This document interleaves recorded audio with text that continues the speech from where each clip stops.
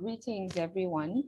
Thank you for joining us for this webinar today.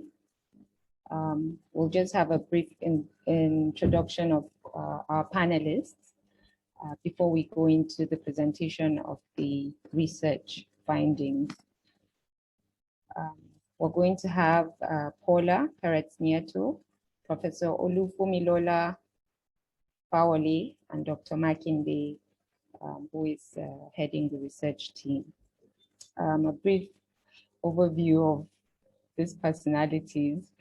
I'll just give a brief overview of their profiles. Paula is a social economist with more than 13 years of experience in social policy and international development. She has had extensive experience managing international development projects, conducting policy research and evaluations for a range of clients, governments, UN agencies, IFIs, and NGOs, and providing capacity building to researchers and practitioners in developing countries. She has strong expertise in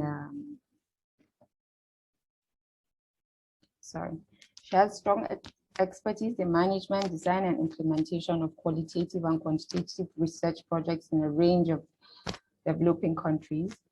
The current focus of her work includes women and girls' economic empowerment, girls' education, gender and child-sensitive social protection, violence against women and girls, child protection, child and youth, poverty and vulnerability analysis, youth economic opportunities, children's social exclusion, social budgeting and policy responses to mitigate impacts of economic and environmental shocks, particularly climate change, on vulnerable groups.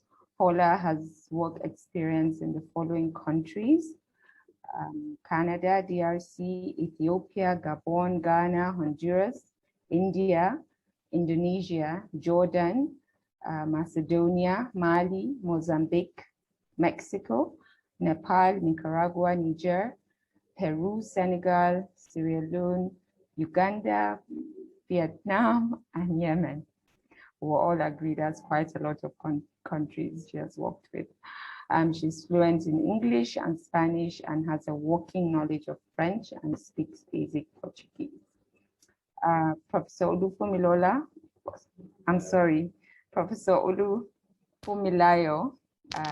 Fawole, you're welcome. She's a professor of epidemiology and the current dean of the Faculty of Public Health in the University of Ibadan, Nigeria. She's a public health physician and also an honorary consultant with the University College Hospital, Ibadan. She has had over 15 years of work experience on GBV, women empowerment, and is one of the leading researchers in that field in Nigeria. She has over 70 peer-reviewed publications and 15 research grants in this discipline.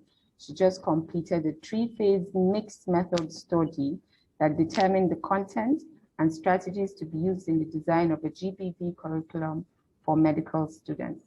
Presently, she is working on a project that aims to empower young girls and women by providing financial literacy using mobile technology. And about Dr. Makinde. He is the chief executive at Viable Helpers Development Organization and the managing partner at Viable Knowledge Masters. He qualified as a physician at the University of Ibadan in 2002 and earned his Master of Science in Epidemiology and Medical Statistics there in 2006. He holds a second Master of Science in Applied Health Sciences Informatics from the Johns Hopkins University, Baltimore, and a PhD in Demography and Population Studies from the University of Witwatersrand in South Africa.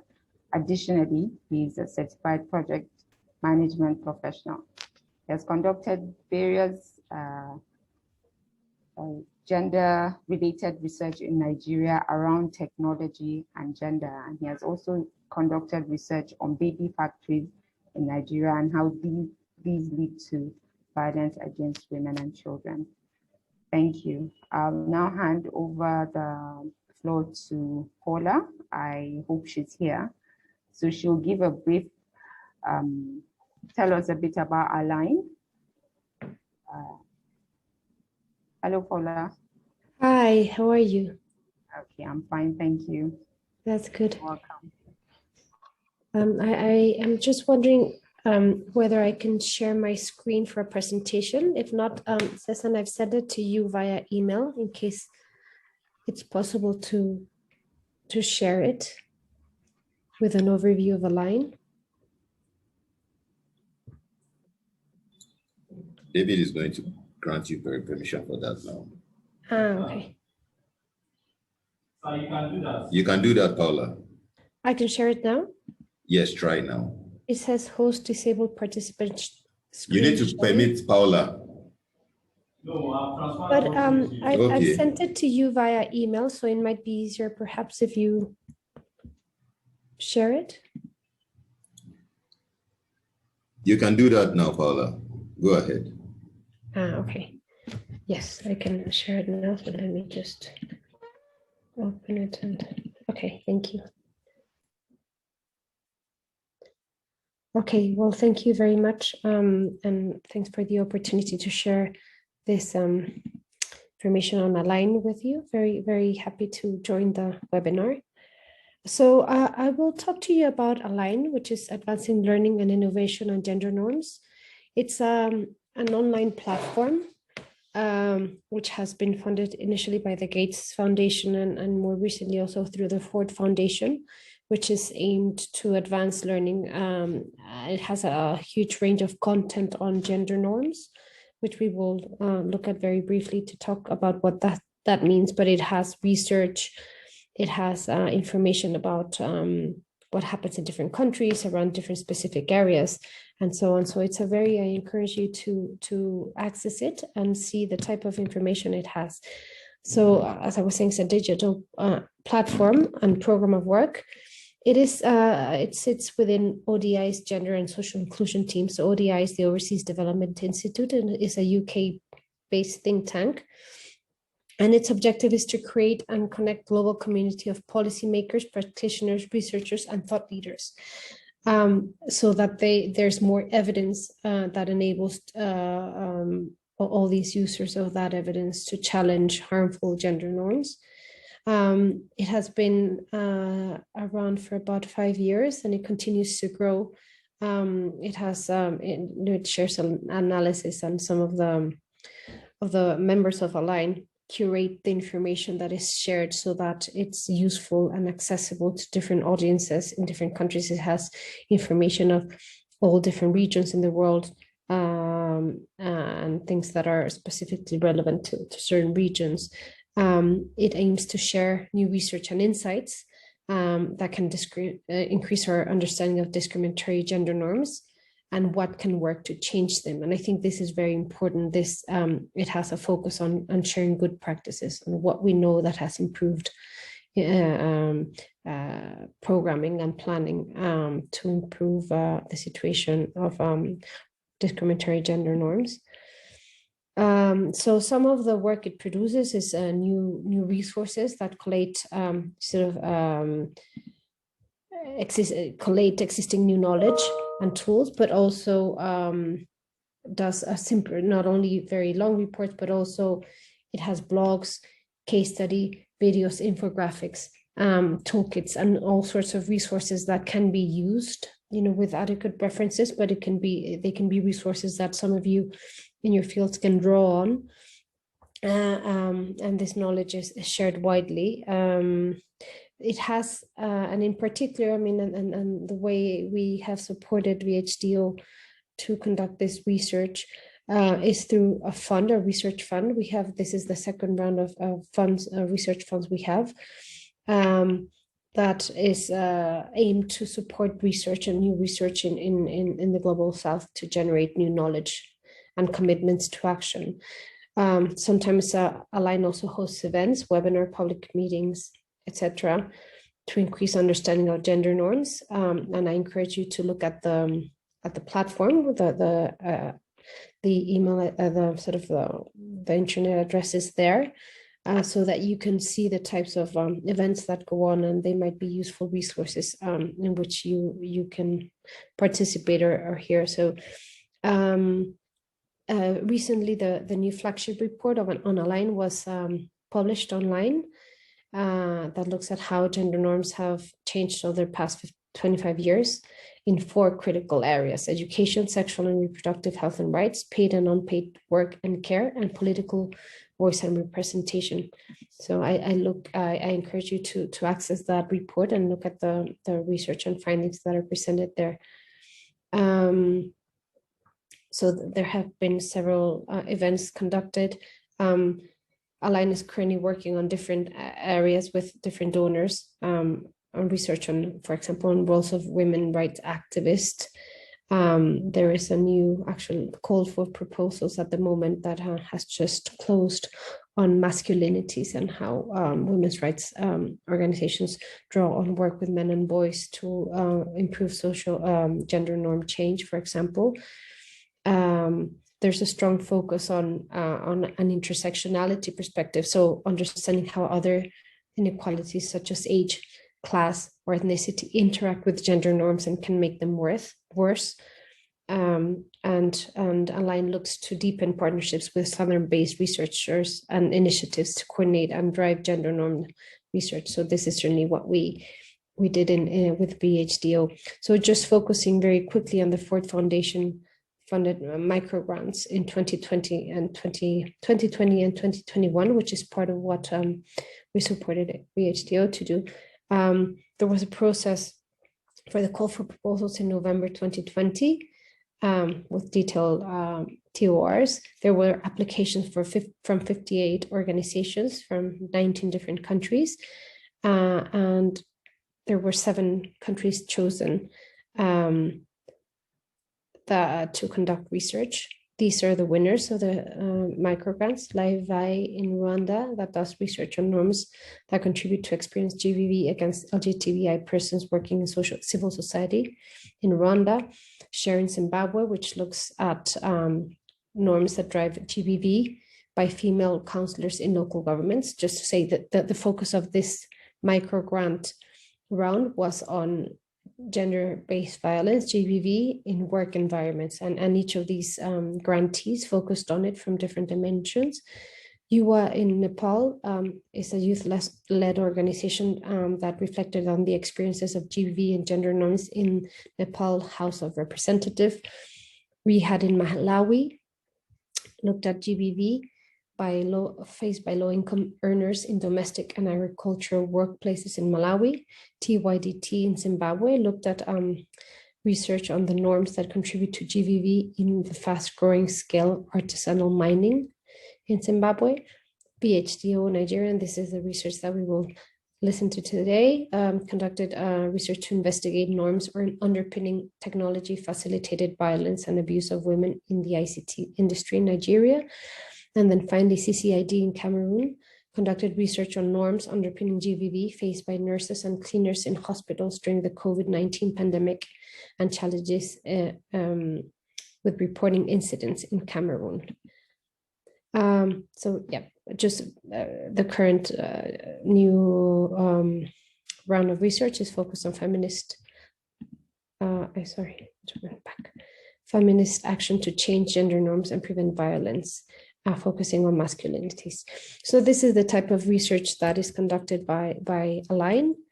And there's, I guess every year or year and a half, there's new calls for proposals. Well, hopefully there will be another round of funding for those of you on the lookout might find other opportunities in the future. And as part of this initiative, I had the pleasure of working with VHDO to support this this piece of work, which was very interesting, and sort of work with them throughout the research process to provide some feedback and a sort of guidance, particularly on the dimension of a gender norm change. So it was a very interesting process, and I learned a lot about what's going on in this sector in Nigeria, which is relevant for very many different contexts. So I really appreciated that opportunity. I don't know if anybody has any questions on this. Okay, thank you very much, Paula. If anyone has questions, you can put it in the Q&A icon there, the Q&A environment there, please. Thank you. Or you can also raise your hand and we'll grant you permission to speak.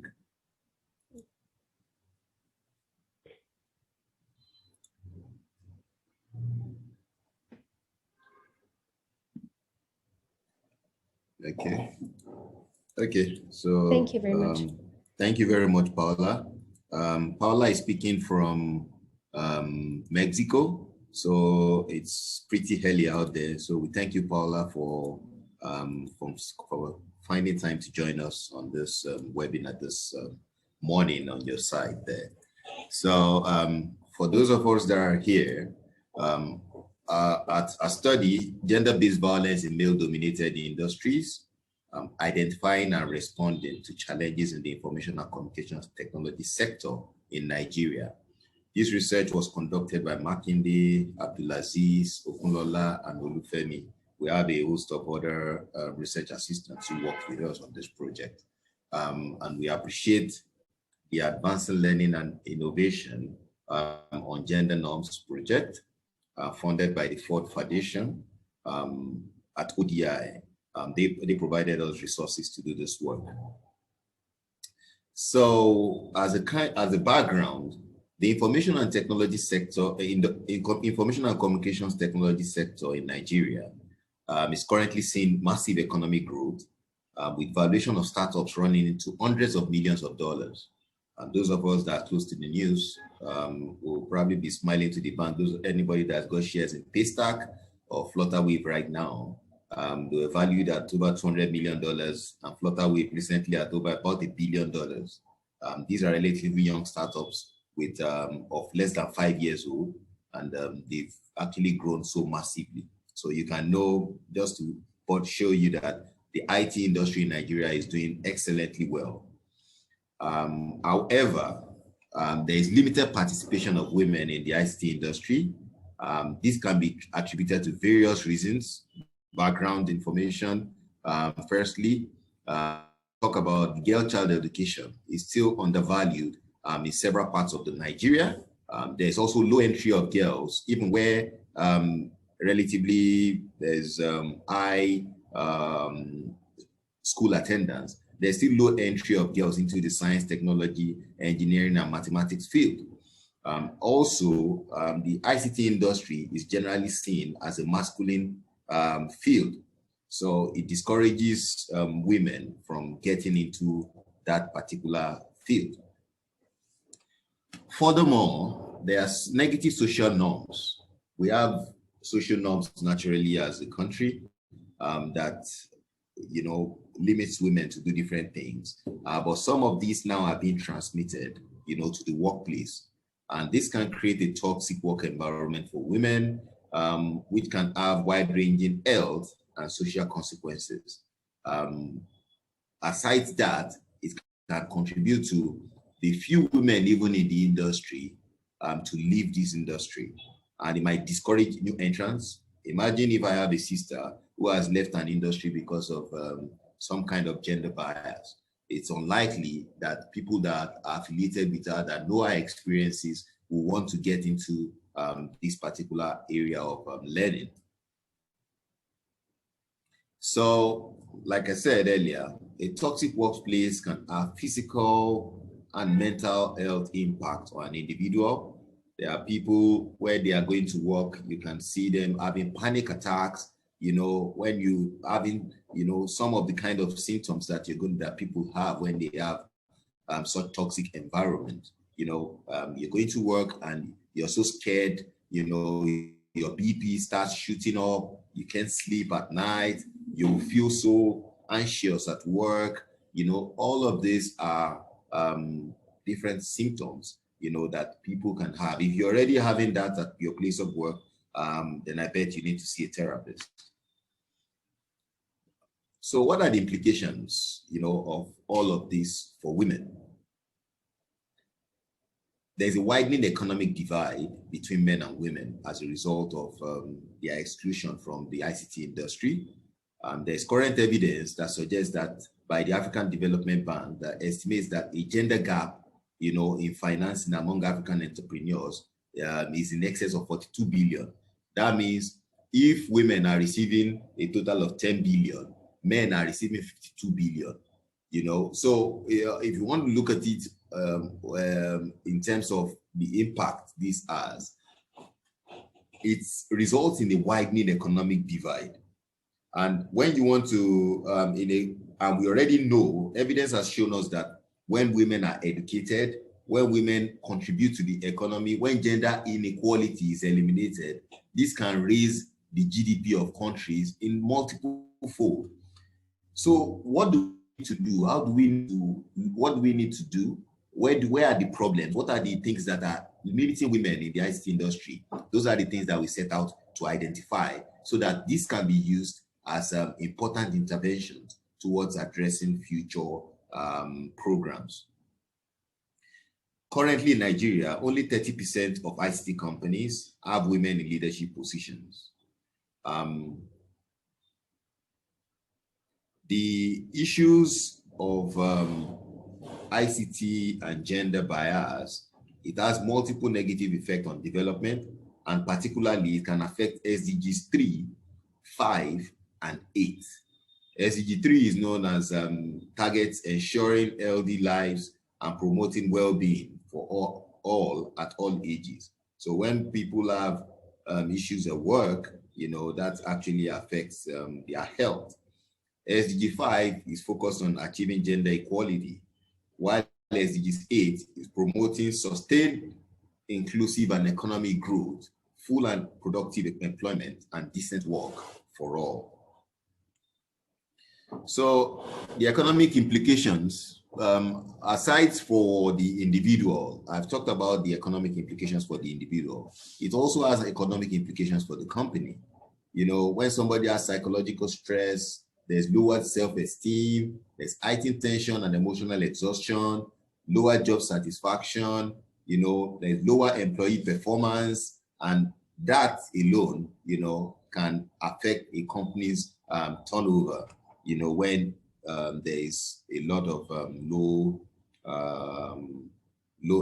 employee confidence and performance. So our study answers 4 research questions. We set out to investigate 4 research questions, which are pertinent to this study study. And the first is, which gender norms promote inequality in the ICT industry in Nigeria? How can these be addressed? The second, what are the experiences of women on gender biases in the tech industry in Nigeria? And the third is, how is technology being leveraged to perpetrate gender-based violence and abuse in the ICT industry in Nigeria?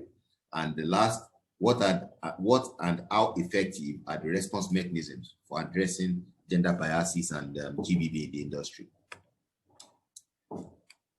To address our study, we conducted 23 key informant interviews and 1 focus group discussion, which were targeted at ICT stakeholders in Lagos and Abuja. Respondents included software developers, project managers, human resource managers, and chief executive officers of organizations. We also attended 2 webinars, which I will talk about later.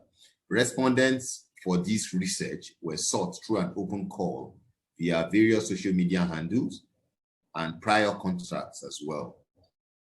Respondents covered both low, mid-level, and high-ranking executives, and they cut across both the public sector and the private sector. Data collection was conducted between February and May 2021. So all interviews were conducted via Zoom or phone calls due to the ongoing COVID-19 pandemic. It was only the focus group discussion that we had in an ad hoc way as a kind of physical interview. Data analysis was done through thematic analysis, and important quotes which were supportive of our study objectives were extracted. Ethical approval was sought from the University of Abuja Teaching Hospital. Consent was obtained also from the participants before each interview was conducted. The two webinars that we attended were the first by the Paradigm Initiative Nigeria, which was on protection of women online, while the second was very much related to our topic, and this was organized by the Cherry Blair Foundation, and it featured, and it was actually targeting, I can't remember the exact title, but it was much more about the challenges women face, in the ICT industry, and achieving an ICT career. And this featured an executive from MTN in Nigeria, and there was one other panelist that was also a British Nigerian who was now working in Nigeria as an entrepreneur, and they shared important perspectives that were important to our topic. For these two webinars to have taken place about the same time, it showed us that this is a very topical issue, for people to be talking about, because everybody can see the benefits of the gains in the ICT industry, and if women are still being left behind, then that's is a cause for concern.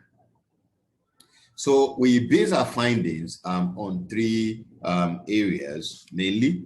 We talk about the gender-based inequalities in the sector. We talked about gender-based violence. Then we talk about technology-facilitated violence. One of the first things that we observed or that we found was unequal pay. Some respondents reported that inequalities are a major promoter of psychological violence that many of the women in the industry virtually experience. And one of the things that one of the problems where this resides is that despite the fact that some people find that they are on the same grade, the same level with some other men, they discover that the men actually receive a higher pay. So that was by a female software developer from the private sector. Competence of female engineers, can often be questioned. We spoke with a particular engineer who gave us a vivid explanation of how these biases can come about. The decision to pay women less than their male counterparts is often anchored on the reasoning that women are not as competent as men. However, several female engineers argued otherwise. One of the female engineers we spoke to actually narrated this scenario. All six of us ladies that started, ended, they completed the course. She was talking about our program, our academic program at the university, and she gave a vivid description of how all the ladies that, that started and matriculated together, graduated together, unlike the men, whereby about half of them were either dropped out from that class. Some of them could not even go at all, and had to change department to other areas. So, she illustrated that in as much as people do not think that the female engineers can be competent, they actually are, and she buttressed that, and that's why we have the macho woman here. We usually think about macho men as as the ones that, but here we have a woman doing as much as as the men as well. Then there is a social upbringing, and real world clash. One of the female executives in the private sector that we spoke to highlighted that even when women are competent, many of them find it difficult marketing themselves at face-to-face interviews, unlike their male counterparts. And this can be a reason fewer women make it into the tech industry. She actually narrated a scenario where in her own organization, she had to actually conduct some kind of she had to change the engagement process, the appointment process. And when she did that, more women were able to show their competency when they had very different areas to assess on. More women were able to show their competencies, unlike the men. So not every entrepreneur is going to be willing to go through the length, but maybe because of the way our own organization is structured and what they were looking for, you know, they could break it down into different thematic areas. And as a result, the physical interview, when the person comes for physical interview, is a very minimal score. So when they did that in the organization, they found out that, you know, more women were even doing better than the men. So exhibition of patriarchy at the workplace. So in addition to finding it difficult to climb into leadership positions, those that find themselves in such positions or entrepreneurial roles in the industry can have difficulties bringing their ideas, you know, to the fore, and can also meet a brick wall while trying to introduce change and bring about innovations. So in a statement, one female CEO narrated that you're dead on arrival. The moment you get in front of investors and they see that you're a woman and it's your idea and you're driving it. It was interesting that almost the same statement was made by another female CEO in the private sector at another location, especially even on one of the webinars that we attended with the Cherry Blair Foundation. You know, the lady talked about how she came into Nigeria, you know, and she's a British Nigerian, and set up a company, and they were supposed to have a meeting with some entrepreneurs, with some potential stakeholders, and she was right there waiting for them. And when they came, they were like, "Are you the PA? You know, go and call the boss. We want to see the boss. We don't want to see the PA." Meanwhile, she said she wasn't looking so small, but you know, but that's the kind of, you know, patriarchy that that is exhibited in our industry. So women also complain that their supervisors has made assumptions on their choice of careers, you know, without due consultation. You know, they push them to the desk roles without looking at, okay, does this person want to be a field person, you know, and that kind of thing. It can affect the morale of the individual, and that was also hinged on some the social norms that women are not supposed to be doing some kind of jobs. You know, these are some of the kind of jobs that are actually for women. So several interviews complained about this, you know, about the supervisors making decisions on an area of specialization without due consultation with them, you know, or assuming that a certain role is more suitable for them than the one that she intended to go with. So this particular respondent talked about, I remember clearly, the CEO of the IT organization. It was like, why would I want to venture into network in particular? Why not more like a desk officer role where you just do software development, you know, or saying, would you be able to bend down over the desk when there's a network issue? Or would you be able to come on top of the roof? So that was a statement made by an IT project manager in the public sector. So gender inequalities, many times we want to look at it absolutely from a woman's perspective. However, there are also the male perspective. In a situation whereby women are overtly pampered, and maybe some of the responsibilities that were supposed to have been done collectively by the man and woman, you know, is now moved more to the man. Then in that situation, it becomes an inequality for the man, because now the man is going to be overworked, you know, and it can affect his deliverables and all of that. There are also situations whereby there have been actually sexual harassment of men as well. So it's a genuine issue that requires a holistic review. So looking much more at gender-based violence, we've been talking more about gender-based inequalities. Now let's go into gender-based violence. There are various types of gender-based violence. We'll talk about the physical violence, the sexual violence, the emotional and psychological violence, and socioeconomic violence. Professor Fawale here is actually one of the pioneers of talking about economic violence. So many interviewees reported witnessing or identifying more psychological violence than sexual or physical violence, with many examples based on the social norms that place men over women in the society. A lot of the violence, is psychological. I have got unverified reports of, what is it called now? Sexual assault. Other ones are more psychological, where you are written off already, even before you are given an opportunity to prove yourself. This was from a public sector female worker. We found some sectoral differences in how things are addressed. Specifically, when you look at sexual exploitation and abuse, which was reported across both the public sector and the private sector. However, more respondents in the public sector noted that although stringent policies were in place to bar gender-based discrimination and abuse, these were rarely implemented as expected. The response also may differ across public, private, and public sectors, because especially when you look at it in terms of even the payment, the salaries, most times the public sector has like a salary scale whereby everybody knows where they fall in and all of that. So in terms of unequal pay, this is really an issue in the public sector.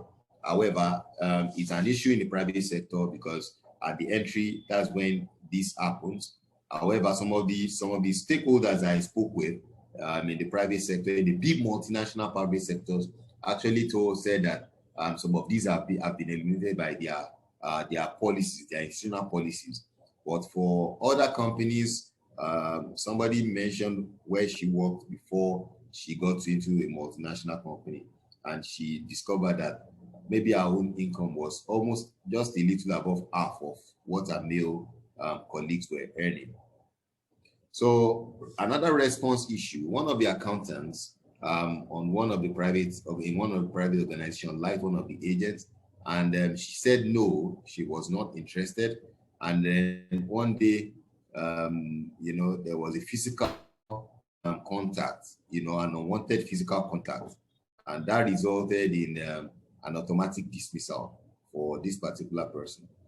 This was contrary to, I'm not sure we have that statement here, but this was contrary. Okay, was contrary to what happened in the public sector, where an older driver,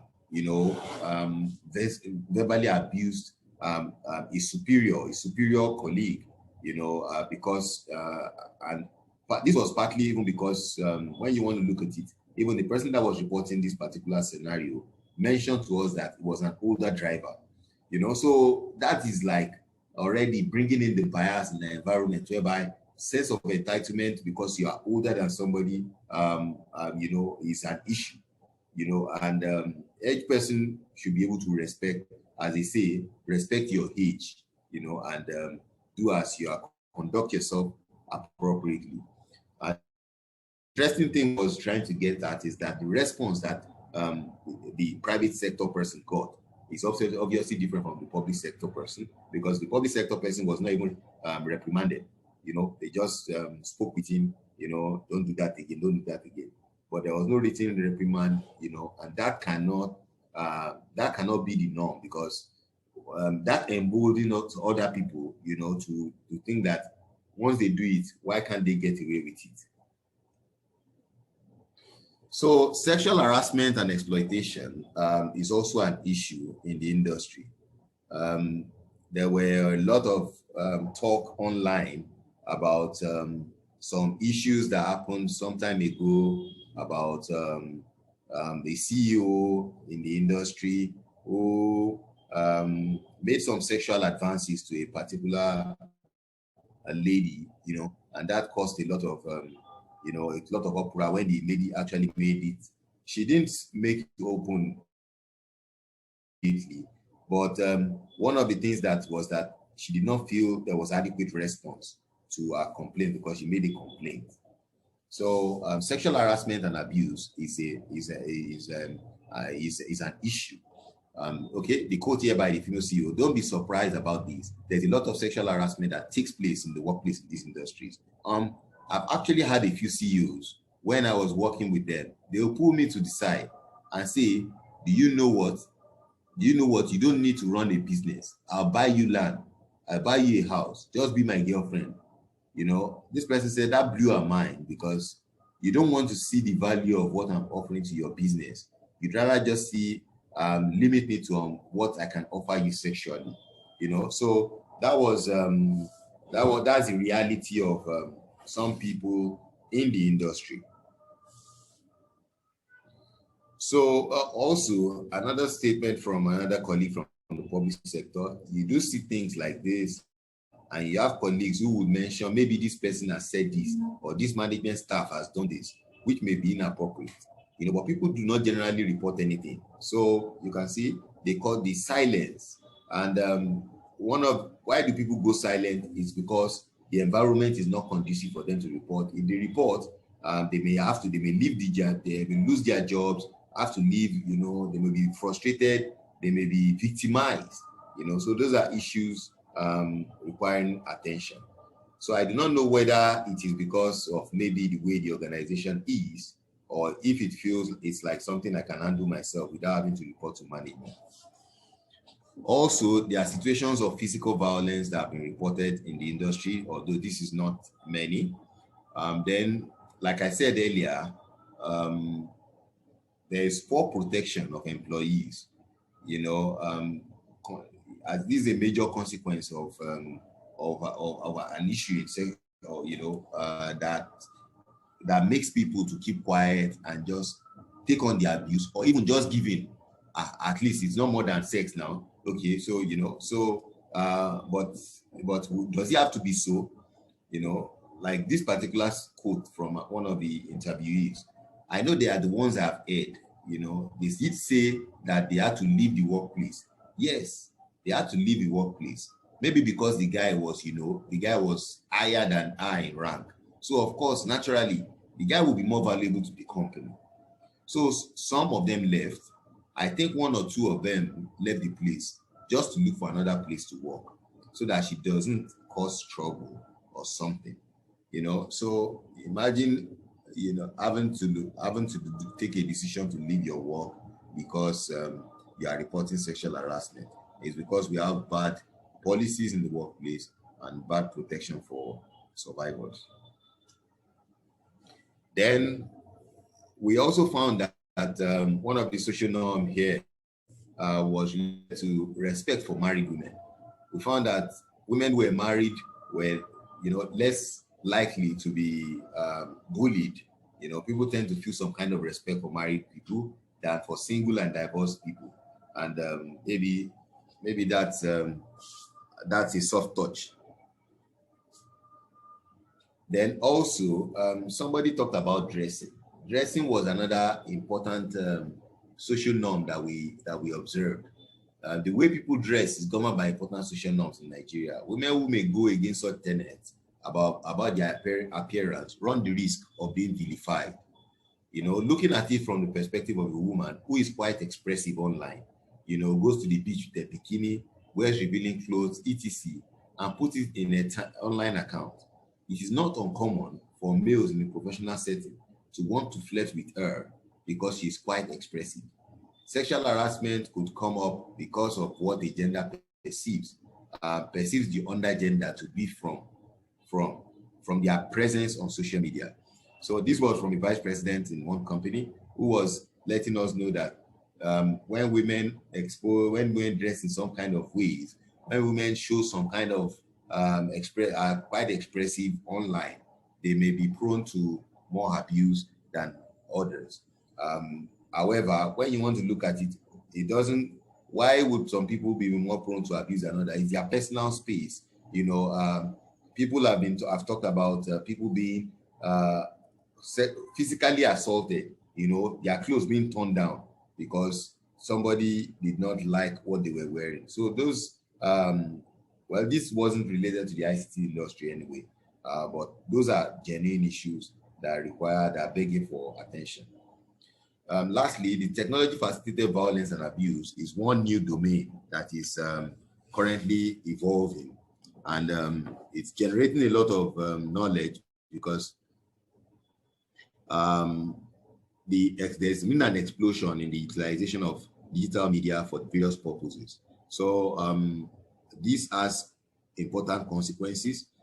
Some of the female interviews that we spoke with told us about their experiences in official, in, let's say, quasi-official groups, especially for WhatsApp, where people make inappropriate comments without regarding those that are present. You find sexist comments, you find things that are offensive being said about women in the conversation. And most times, like, these are nice field. Most times these women are in the minority. So imagine how they'd feel, especially even if they try to raise their voice,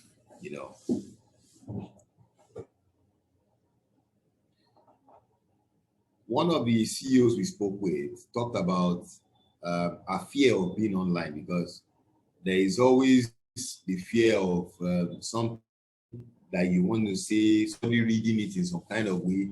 A few weeks ago, I actually shared something on my social media account, which was shared by somebody else, and it was like, okay, I don't want to have apples. Okay, it was like a conversation between two people, and the first said, I don't want to have apples today. And the person, a random person on social media, now comes and says, you don't want to have apples today? That means or how did he say? That means you are you saying that you hate this and this? Oh my God, that's the craziest thing I've heard today, So some kind of comment like that, trolling people, abusing people, because you feel that you're anonymous on the internet and all of that. So those are kind of technology facilitated violence and abuse that have been reported. But however, despite the fact that we were dealing with a highly tech-savvy team on this project, technology facilitated violence and abuse was not a major feature. Okay, like the executive I mentioned earlier, this is also related to her. For technology facilitated violence and abuse, one of the respondents gave us a vivid explanation that it's as damaging as physical violence, so there should be laws against that.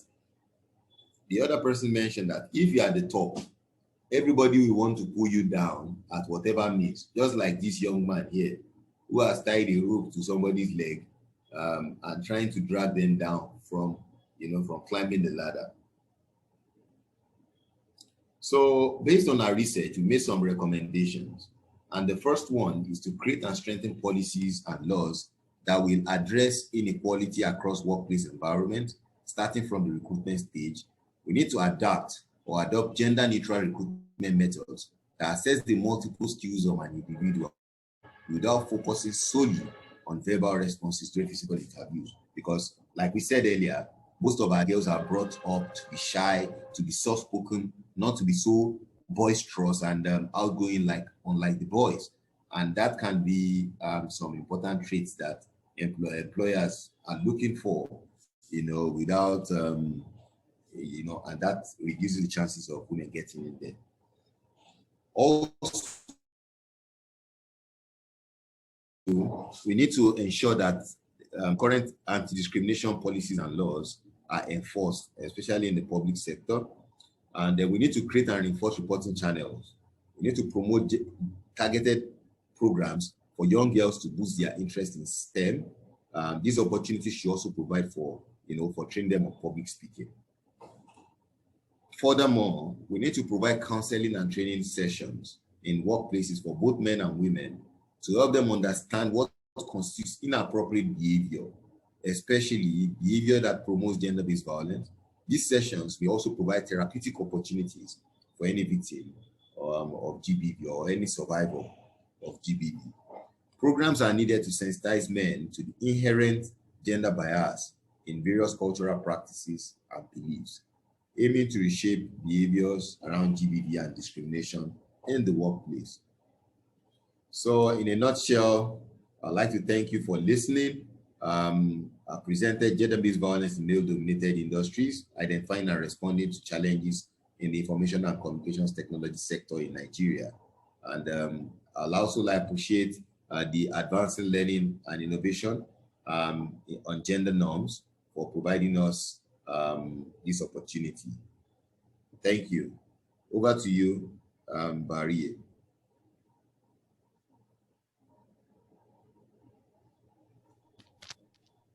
Okay. I hope everyone here got quite a few takeaways. It was very interesting listening to it, to this presentation, even though we're part of the process where we got interviewed, you know, all the respondents, but hearing it in this presentation gave it a different, you know, outlook. The next thing we're going to have on the agenda will be a discussion of the presentation, and this will be headed by Professor Fumilola.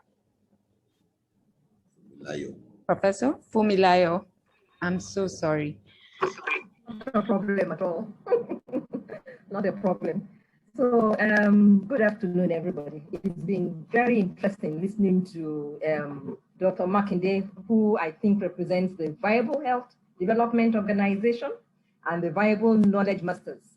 So this is a presentation on gender biases and gender-based violence affecting women in the workplace, particularly in the ICT sector.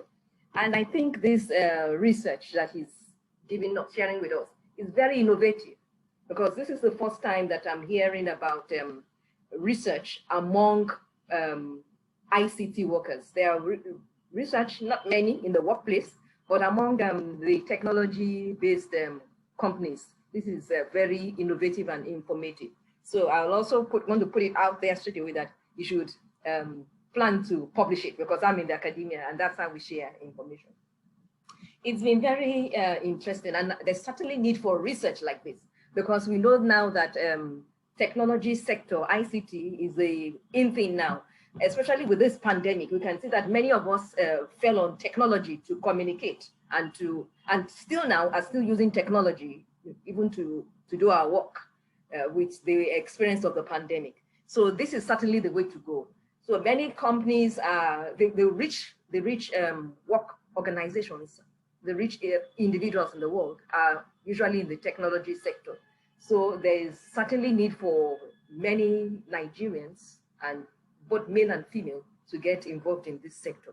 And that is what has been happening. There's been a lot of young people all going into technology, developing apps, starting up programs and having startups. So this is certainly the way to go. And therefore, women should latch on quick and should not be left behind.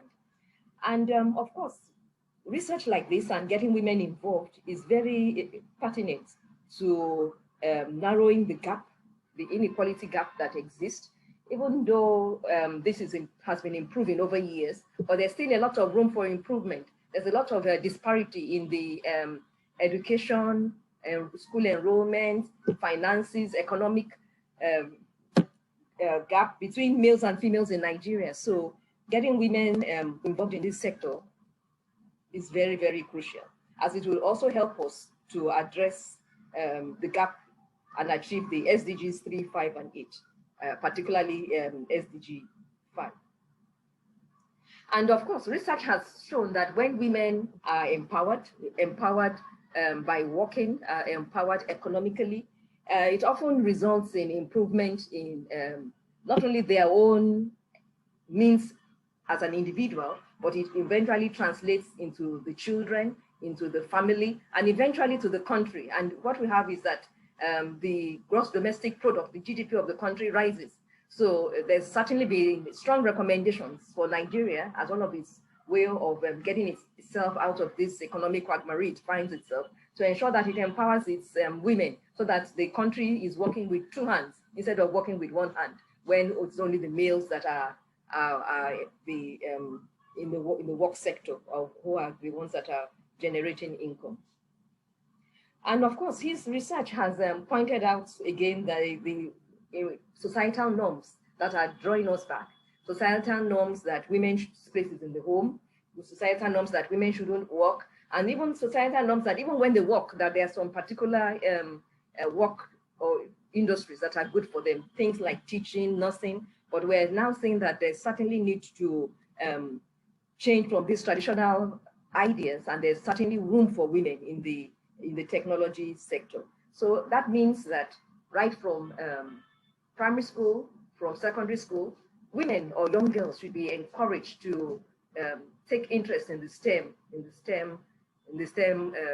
subjects. They shouldn't be discouraged. They shouldn't be told that it is just home economics and those kind of things that they should do. Those who wish to embrace and those who have the potential should be encouraged to embrace the STEM subjects, as that is the way forward now. And with that, they can also help to empower and draw more women in that sector. Of course,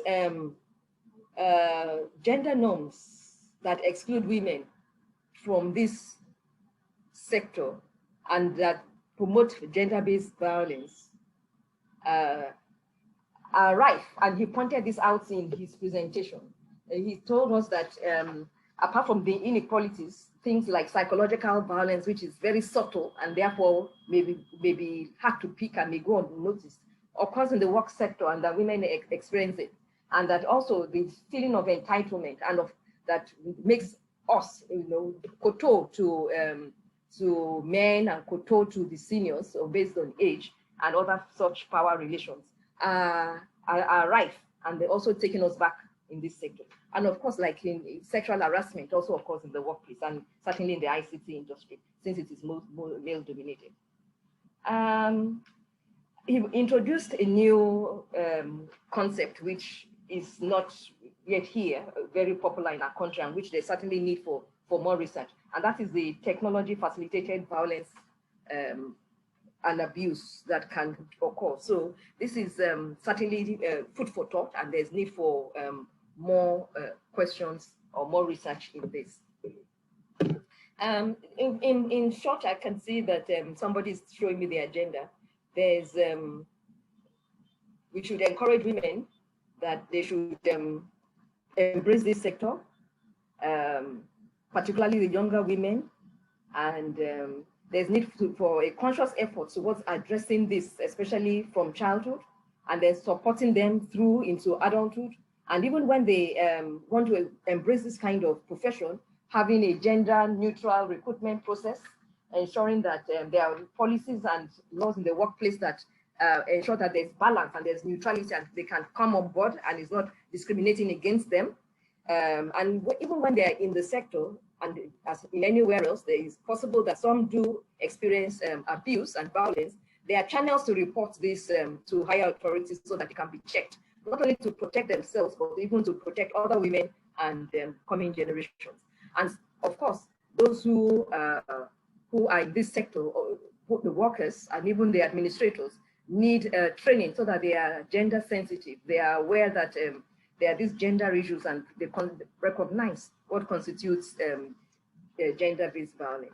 So male sensitization is a must and is crucial. With this, I'd like to stop here so that I leave room for other participants to ask questions and to receive answers to their questions. This is certainly very innovative and groundbreaking, and is there should be room for thought, and there should be room for plenty of questions and discussion. Thank you very much, and well done. Congratulations to the team. Over. Thank you very much, Professor Olufunmilayo. Being an expert in this field, you've really covered everything we did. The session for questions and answers will now be taken by David Okunlola. I see that he has a few questions in the Q&A. The questions will be answered by Professor Makinde and Professor Olufunmilayo, respectively. Thank you. All right. Thank you very much, Professor Olufunmilayo, for that insightful and quite elaborate discussion of the presentation. It's got across different sectors of the economy. So this section is the questions and answers section. So I'm sure our participants have some questions. So let me quickly go down to the question section. So we have a question from Adiola Ayo, which reads, can we begin to develop network infrastructure that doesn't need bending down under the table or climbing roofs? So Dr. Makinde or Professor Olufumilaya. Okay. Dr. Makinde. Okay, I can, let me take this. Yes. So I think that's, this can be an advocacy that, that we as researchers and social scientists, begin to make to industries, to see how they can rework their engineering processes, how structural designs can be improved, so that it doesn't have to be as physically, but sometimes it's still, there's no doubt that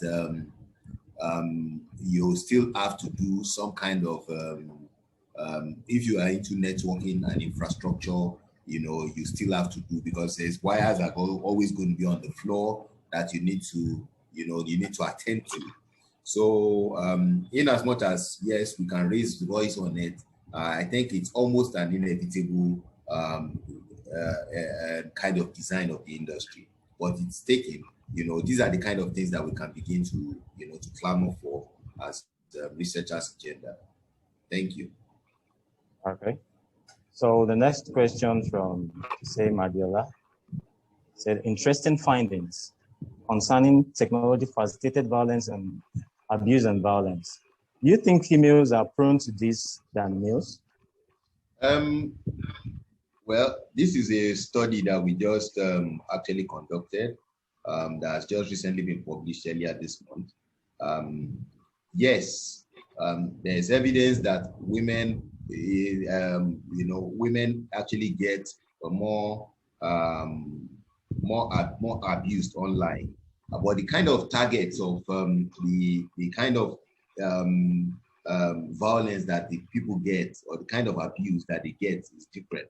Like the girls usually get solicitation, or the ladies usually get more solicitation for sex, and objectification of body, like the men who talk about being abused, verbally abused and threatened, so those are the kind of differences, in our recent research work that we did.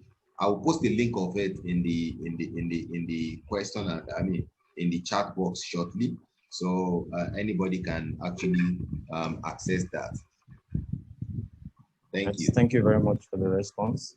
So moving on to the next question now. Please keep bringing your questions, keep typing in your questions. So this is a question from Shamsuddin. Why were the responses of the male respondents not fully referenced in the presentation of Dr. Sesson? Okay. I actually mentioned there were some male participants, which I mentioned, and I think I gave the perspective about men also being targets of gender-based inequality, especially when it has to do with the women, when women are given a lot of the job is taken from the men, from the women, it causes overburdening of the men, because now then they have to carry the extra burden of doing the work. I also mentioned that men are also prone to gender-based violence. However, like I said earlier, we interviewed both men and women, and we highlighted, from both perspectives. Maybe a sample of men, was not, but we sampled quite a number of men, to be candid. When you want to look at the CEOs that we interviewed, the human resource, and we even had a focus group discussion for men. So it's just maybe because of what we highlighted in the study, and the kind of norms, that limit women, the focus of the study, though it had much more of a gender kind of, we just leaned more on the women.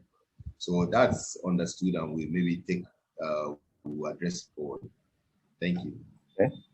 So I think that answers the next question. Wait, 1 minute. I'd just like to add that I support what Dr. Makinde has said.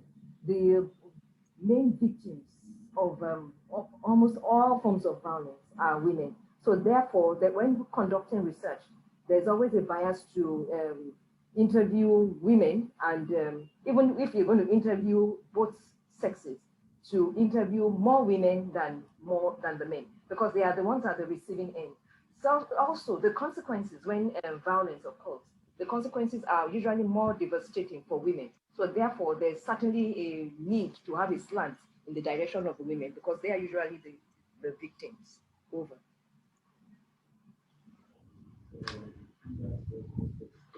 So if you go to the answer question section, one of the questions asked by Adiola Ayo, we've actually put in a link, to our study on technology facilitated violence and abuse, which was published earlier this month. We also, those that are registered here that attended the session, we will also send you the reports that because we already have a report for this study, which is available online. I think the link has been shared already, and we also will send you the link for this research as well. Thank you. Over to you, David. All right, sir. So the next question is for Dr. Fawole from Fatima. The question reads, how can other societal norms and discrimination be addressed to enable women to reach higher leadership roles specifically? Thank you for that question. It certainly can be addressed, and the way to address it is by education, sensitization and education. It's a slow process, but slowly and gradually, we shall certainly get there. So sensitization and education on the media, in the homes, by the states, in schools, at the workplace, all kinds of places, or all kinds of sectors are very important and could be used as a medium to educate and sensitize about gender issues and gender-based violence. And of course, it's not something for just one sector. It's not just for, where both myself and Sheson are both medical doctors, but it's not only something for the health sector. It's something that all sectors, the legal sector, the lawyers, the media personnel, the people who work on the communication, so all sectors, educationists, teachers, is something that the administrators, politicians, all hands must be on deck to address it, so that slowly and surely we change societal beliefs. The progress is being made, the ball is being rolling, but it's not as fast as we would like to. So it's by education, information, education, communicate with the members of the public, and then we shall get there. Over. Right. So we shall get there. The next question from an anonymous. This is a long one, so I'll try as much as possible to read it. I would like to know the various normative frameworks, like the ILO Convention 190, as a reference to the issues of gender-based violence and harassment in the world of work. In Nigeria, for instance, we need to mainstream gender in the ICT policy and align with the provisions in the Beijing Platform for Action on the Strategy on ICT. So how did the report address the issue of cyberbullying and cybersecurity for women and girls in ICT? Okay. I am actually blind to the first question. I don't know if Prof will be able to help me out on that ILO convention. I don't know if you are aware about it now. No, I'm not. A framework. Okay. But the second one, how did the report address the issue of cyberbullying and cybersecurity for women and girls in the ICT industry? Yeah, that's part of what we actually investigated. We asked them what kind of abuse, technology facilitated abuse, have they experienced? And one of the things, while some of them have, they have experiences outside their workplace, because this study was much more towards the workplace. So while they have experiences outside the workplace, one of the things we found was that they talked about people being more controlled and cautioned, when they are in their environment of work, because they know the consequences that may come as a result of if they fail to behave in some kind of specific way. So so that's it. It's not there's nothing. We asked them anyway. And if you want to know more about the kind of technology-facilitated violence and abuse happening in Nigeria or across sub-Saharan Africa, we are still doing some additional research in this area. I'll send you a link now so that you can actually download our work on technology-facilitated violence and abuse across sub-Saharan Africa. Thank you. Over. Right. So we have like 10 minutes left. So the next question is from Patience. Is there a way for gender-based violence focal personnel to be in all schools, especially the boarding schools, where students feel free to report any cases of violence? Okay, Prof, I know you've done a lot of work on schools. You want to take this match? This is not directly related. Yes, I know. So what in this as regards violence at schools, school-based experience of violence, both perpetration and experience, the best way is to train teachers so that there's one or two dedicated teachers who the students can report to. Also important is also to train peer educators among themselves. Some among the students themselves have peers that are trained to whom the girls can report to if they so desire, or they take it on and report to the teacher. From my experience, I found out that the teacher, who is usually in charge of responding or helping to prevent and to respond when there's cases of abuse, are usually those in charge of guidance and counseling. So by the fact that they are guidance and counselors, they usually have some background knowledge on how to handle cases like this. So in training a few students to act as peers who can be educators or who can solve minor issues, or a few teachers to act as focal persons, places to whom you can go and report and who can respond appropriately when violence occurs. Of course, very important in responding to experience of violence at school is confidentiality and privacy. So these are very, very, very, very important, so that the setting and all must be right to ensure that confidentiality and privacy of students are protected when this occurs. The school is like secondary school is usually not so big, because in places like the university, on the other hand, there's a whole gender-based mainstreaming office where people can, with more staff, both teaching and non-teaching, and more resources, where there are manuals, flyers, they execute programs periodically, and they manage cases. They are more professional.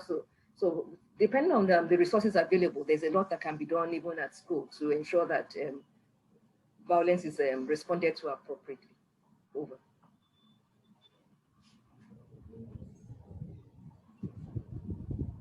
So thank you, Prof, for doing justice to that question. So the next question is from Tolu. How can discrimination be reduced among the females who are aspiring to be at the peak of their careers? Yeah. How can discrimination be reduced? I think firstly, it's you start by educating men and letting everybody know about equality. You also need to let people know about their rights as an individual. I mean, women as well. Then in the workplace specifically, you need to have policies in place, about if people do this, if you do this, this happens. If you do this, this happens, and those need to be implemented as written, because there's no need having written policies that are not being adhered to. So that's how you're going to be able to reduce discrimination. We need to first of all educate all of us so that we know that we are equal individuals. Nobody is above one another because he carries a kind of gender underneath him that's different from a woman, You know, everybody's created equal by God, and even the constitution of the country, you know, identifies that we are all equal. So, Prof, do you have something to say to that, man? It's just what you stated. It's by community of by sensitization and education, just like what you've said, bringing it to people's awareness at various opportunities that present themselves in the community, on the media, by governments, by NGOs, you know. So that is is just creating awareness and then backing it up with laws, so that laws ensure that people toe the line, so that when somebody goes out and he's deterred or punished, falls out of line, he's deterred, he's punished, or he's reprimanded.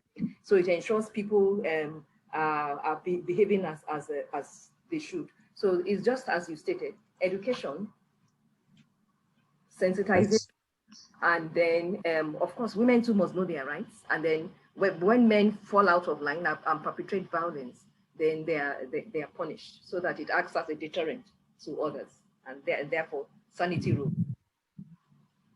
Right. So we still have left like 4 minutes. So this is a question again from Ibrahim. This is a great research, but how is the organization working with various companies in the industry to reduce technology-facilitated violence and abuse?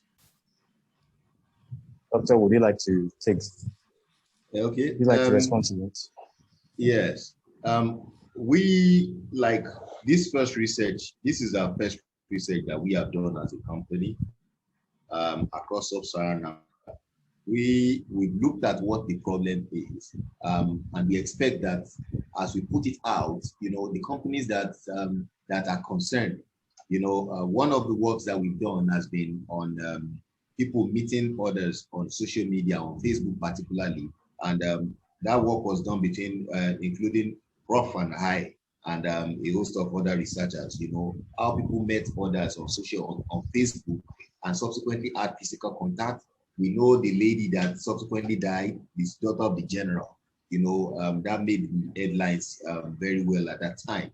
So we are doing our own research and trying to bring this to the fore. You know, if we expect that these companies are also trying to improve their systems, are also trying to be able to improve their softwares, their platforms. So they will be taking on some of these findings and incorporating it in their designs going forward. We are also looking for additional funding, you know, to be able to do new work, to be able to explore further and deeper, you know, especially on different platforms, because especially social media is a very new area in this environment, and there's very limited knowledge around it in Sub-Saharan Africa. Most of the knowledge around it is from the UK, from US, Australia, and the other advanced countries.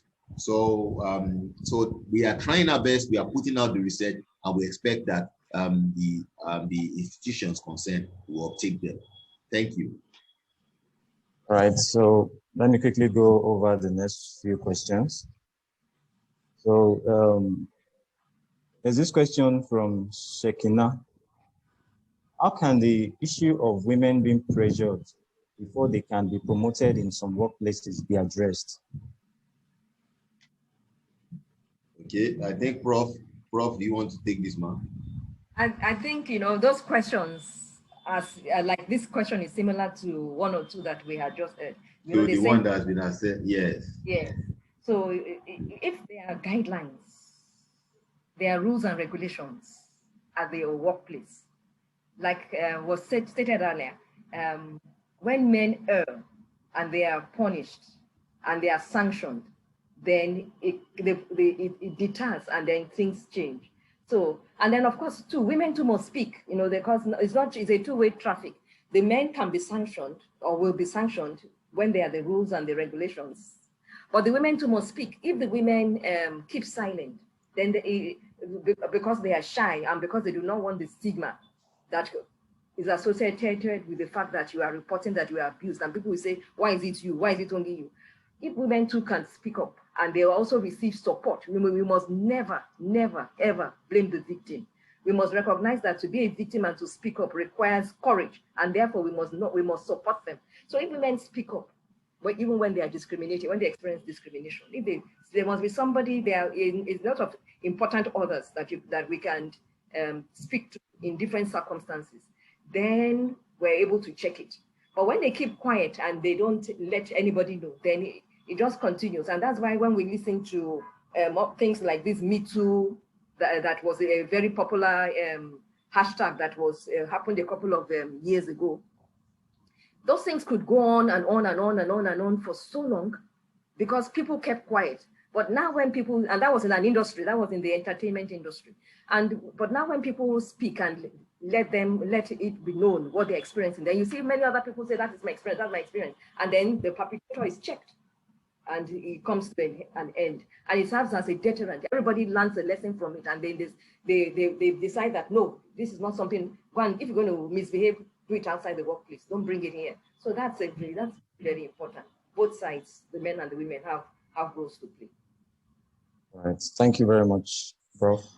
So we have come to the end of the QA section. So we still have a few questions left. But, let's take a couple more. Let's take a couple more. And I think somebody raised a hand. I think we can still afford and reduce the time for the vote of thanks. Let's take a couple more. All right. There's one from Rainatu. So how do we harmonize and energize all of the works on gender-based violence by various actors to ensure that best practices and approach are followed and there is a go-to place to support intervention and programming? And the next one is, what are your plans for sharing this research wider and for people to engage with more? Okay, thank you. I think the first part of your question is a government responsibility. That's a government responsibility to harmonize and to bring all stakeholders in the industry together. And the second part is that we have a report that we have already, that's available online. I think we're going to put a link to your question and respond, as a response. We are also going to, everybody that's here, you are going to get an email with a link to the report subsequently. Then the last one, how can we create a balance in the use of ICT to educate young persons using age-appropriate messages to reduce gender-based violence? I think that's a project intervention. People are already doing it. There's a lot of online stuff. There's a lot of audiovisual stuff that you see, even if you browse, you can see, don't touch me here, don't do this, don't do that, and all of that. So there's somebody raising a hand. I don't know if that person is still here. Let me quickly check. So if we can grant that person. Okay. Was this Shamsuddin? There was a name that was somebody raising a hand. Okay. We have William and Shamsuddin and Victoria. Okay. Was Victoria. Okay. Please, Shamsuddin, I've granted you speech. All right, thank you very much for the opportunity. I like to say that as regards Asma's first questions, as regards relevant framework they can use, there was a Beijing conference in 1995 that actually talks about the right of women, and that's what they call the Beijing Declaration. So Nigeria is a signatory to that. So, and at a later year, Nigeria had what we call the National Women Policy, so which became so obsolete, and we now have what we call the National Gender Policy. So these are frameworks that can be used to actually push for gender mainstreaming in the places of work. And I like to advise that even without making it much interested that, okay, the government will have to do, in our various private organizations, we can also mainstream gender into from the activities of recruitment to who becomes the board of the organizations and all that. And by that way, we are already mainstreaming gender even before the government also acts on it. So there are a lot of advocacy around gender mainstreaming, and these are frameworks that can actually be used. So that's my contribution. Thank you very much. Victoria, you've been granted authority to speak.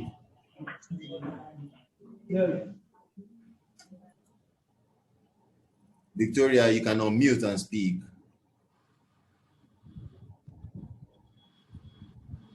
Okay. Victoria, are you still there? Okay, okay, good afternoon. We can hear you now. Yes, good afternoon. Are you hearing me? Yes, we can hear you now. Go ahead, please. Okay, thank you very much.